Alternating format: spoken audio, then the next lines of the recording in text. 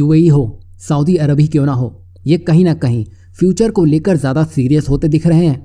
यही वजह है कि ये दोनों ही देश भारत से करीबियाँ बढ़ाने में भी लगे हुए हैं।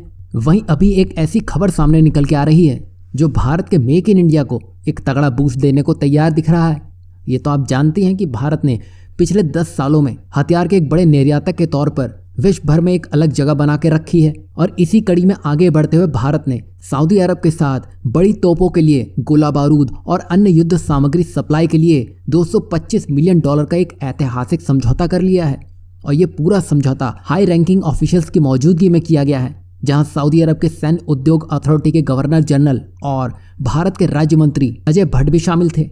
आपको बता दें कि रक्षा मंत्रालय के अंतर्गत आने वाली म्यूनिशन इंडिया लिमिटेड यानी कि MIL ने इस समझौते की जानकारी साझा की है। वहीं इससे भारत और सऊदी अरब के बीच में रक्षा के क्षेत्र में संबंध और मजबूत होते हुए दिखाई देंगे, क्योंकि यहाँ सऊदी अरब रूस, अमेरिका या फिर वेस्ट को छोड़कर अब भारत को चुनना सही समझ रहा है। वहीं भारत की ऐसी नजदीकियां सऊदी अरब और UAE के साथ बढ़ता देख तुर्की भी परेशान हो चला है। यही वजह है कि अब उसने भारत को खुश करने के लिए मीठी मीठी बातें करना भी शुरू कर दिया है। दरअसल यहाँ तुर्की देख चुका है कि भारत आर्थिक रूप से एक मजबूत देश बनने की राह पर है।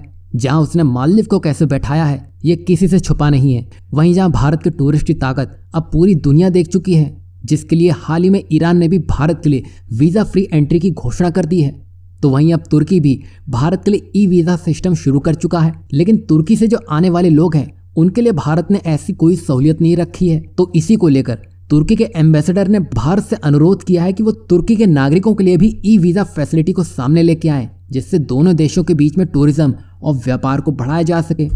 चलो ये सब तो ठीक है, पर जब तुर्की ने अपने TB2 ड्रोन को पाकिस्तान को बेचना सही लगा, लेकिन उसने इसे भारत को बेचने से साफ इनकार कर दिया था।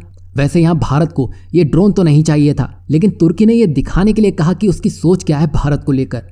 और तब तो उसने ये तक कह दिया था कि वो अपने फ्रेंडली नेशन को जैसे पाकिस्तान और अजरबैजान के लिए ही ये सब करेगा। अब आप देखिए, इनको तब भारत नहीं चाहिए था, लेकिन अब ज़रूरत महसूस होने लगी तो उनको भारत से व्यापार, टूरिज्म सुधारना है। वैसे ये तो होना ही था, क्योंकि यहाँ भारत इतनी क्षमता रखता है कि वह बने खेल को भी बिगाड़ सकता है और बिगड़े खेल को भी बनाकर रख सकता है। यही वजह है कि अब तुर्की भी भारत को खुश करने में लगा है।